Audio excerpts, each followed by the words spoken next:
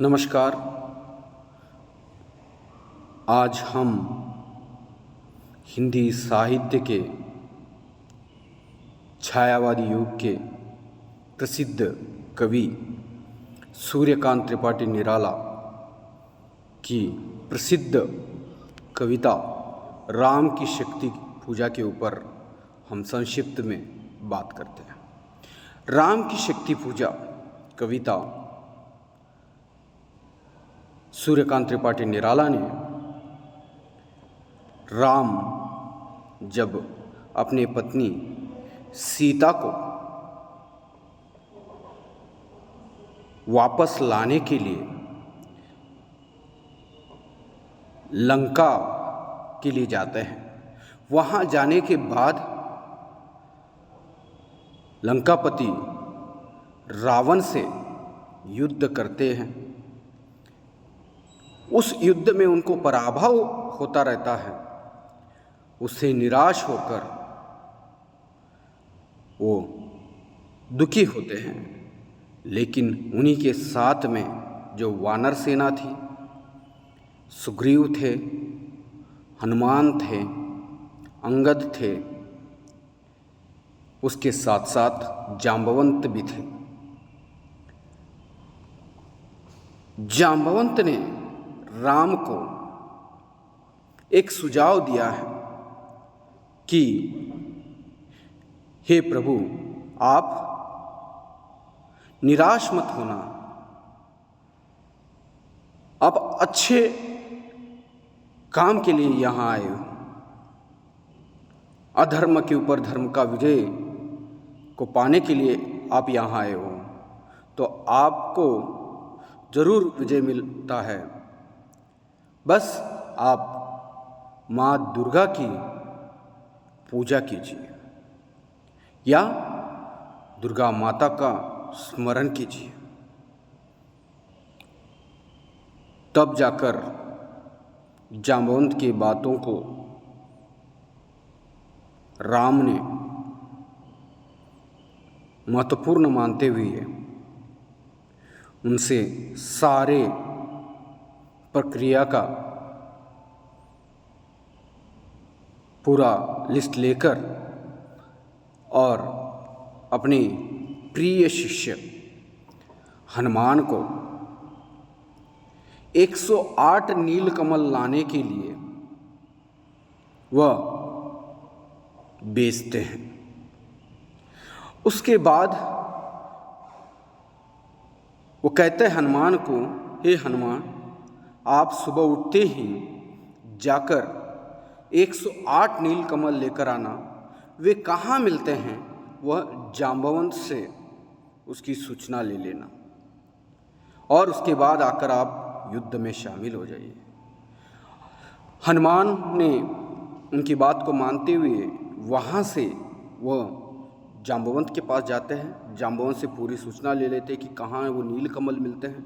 नीलकमल लेकर वह वापस लौटते हैं, राम को सौंपा देते हैं और अपने जो भी आदेश था उसका पालन करते हुए वो युद्ध में लौट जाते हैं। दूसरे दिन सुबह सुबह राम दुर्गा माता की पूजा के लिए तैयार होते हैं, और इधर रणांगन में जो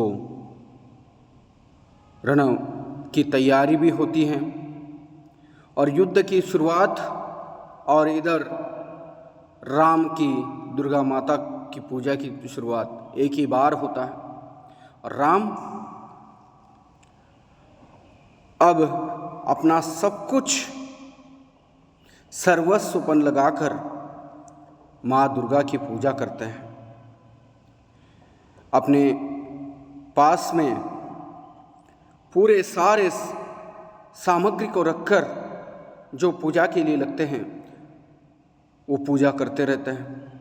1 दिन होता है, 2 दिन होता है, 3 दिन होता है, 4 दिन होता है, इस तरह से 5 दिन भी गुजरते हैं।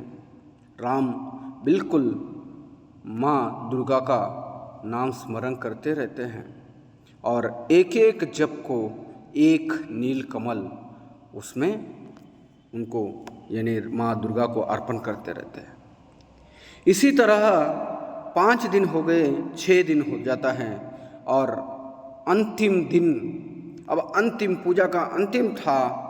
उस समय राम के पूजा के इसको देखकर यानी उनकी भक्ति को देखकर माँ दुर्गा भी उनकी परीक्षा लेना चाहती थी। वो परीक्षा वो धीरे से आती है और जो अंतिम नील कमल था उसको उठाकर लेके जाती है। राम इधर अपनी पूजा की अंतिम समय था, जो लास्ट जो 108 नील कमल लाए थे उस 107 अर्पण कर दिए थे, अब एक को ही उसके ऊपर अर्पण करना था। उसी समय राम ने उठाकर वो डालना, उनको अर्पण करना चाहता था, लेकिन वहाँ से नील कमल नहीं दिखाई देता है।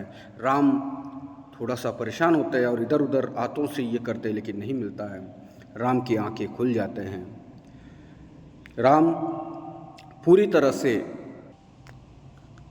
परेशान होकर अपने आप को कोसते रहते हैं कि मेरा ही किस्मत खराब है।